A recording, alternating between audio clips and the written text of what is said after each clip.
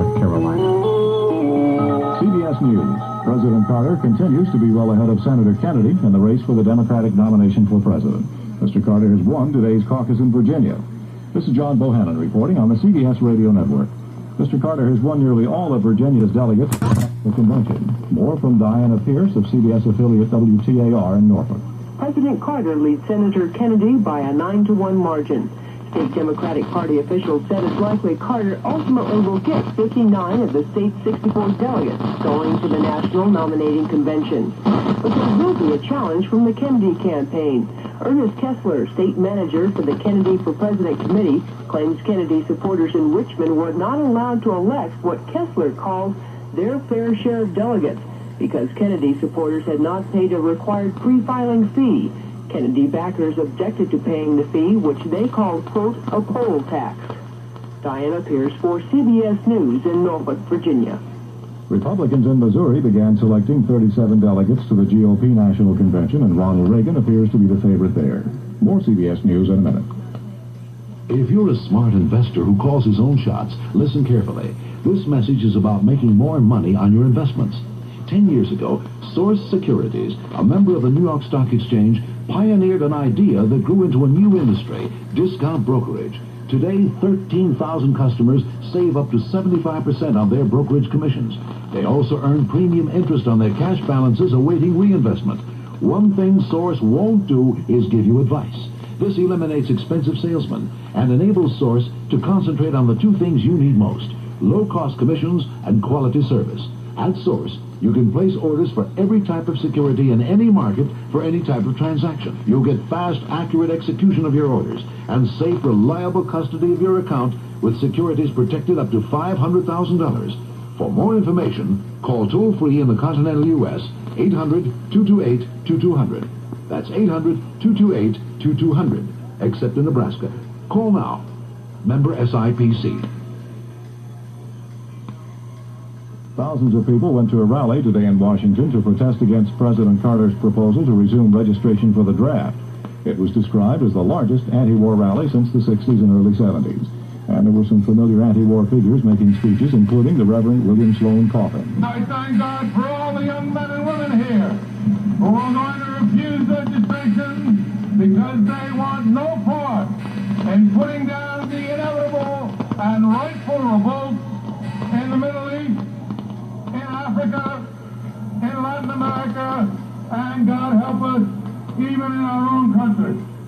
The demonstrators also protested against oil companies. The Carter administration says there are no plans to allow the deposed Shah of Iran to return to America for medical treatment. An administration official who asked not to be identified says there are no plans to have the Shah return to the United States, but there's no elaboration. White House Chief of Staff Hamilton Jordan apparently has been in Panama trying to resolve a deadlock between the Shah's advisors and Panamanian doctors on plans for an operation to remove the Shah's spleen. Iran's Foreign Minister Gupzadeh is accusing former Secretary of State Henry Kissinger of trying to help the Shah avoid being extradited from Panama. And that, says the foreign minister, would delay the release of the American hostages. They've been held in captivity in Tehran for 141 days. Kansas City, Missouri firefighters are about to meet on a city council agreement in a process that could end their strike. All 900 firemen struck last Monday because the city refused to rehire firemen fired last December because of a job action. And now the city council is asking for permission to rehire the firefighters. If the union and a judge agree tonight, the strike in Kansas City, Missouri is expected to end. About 30 Americans, diplomats, and private citizens have been evacuated from Chad and Central Africa because of fighting between rival political factions. The U.S. State Department has confirmed that fighting has been going on for 10 days in Chad. CBS News reporter Jacqueline Adams says it's believed that all of the Americans are out of the capital city, and the only remaining Americans are some missionaries. Israeli radio reports more fighting this weekend in southern Lebanon. The fighting is said to be going on between Lebanese Christian militiamen and Palestinian guerrillas. And in New York City, a spokesman for the United Nations says the casualty reports include one civilian killed in the fighting and others seriously wounded in this latest fighting in southern Lebanon between Lebanese Christian militiamen and Palestinian guerrillas. CBS News continues after this. They said it couldn't be written. The book that hit America like a runaway locomotive. The new Consumer Information Catalog. For the life of me, Foster, your obsession with that book escapes me. It's only a catalog. The book that's helping America find a better way to live.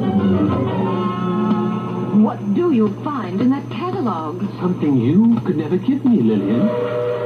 More than 200 fact-filled federal publications listed inside.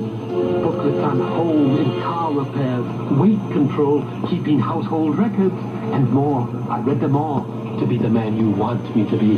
That's a lot of reading. The book you have to read from the Consumer Information Center of the U.S. government. The new Consumer Information Catalog. It's free. Just write to Free Catalog, Pueblo, Colorado, 81009. That's Free Catalog, Pueblo, Colorado, 81009. Send for the book. Don't wait for the movie. Actor Frank Gorshin says he finally kicked the habit. He quit smoking years ago, but he had to start again for a part in a new movie. Gorshin says he even had to go to a hypnotist to learn how to smoke again. According to Gorshin, it worked, and even helped him stop chewing gum.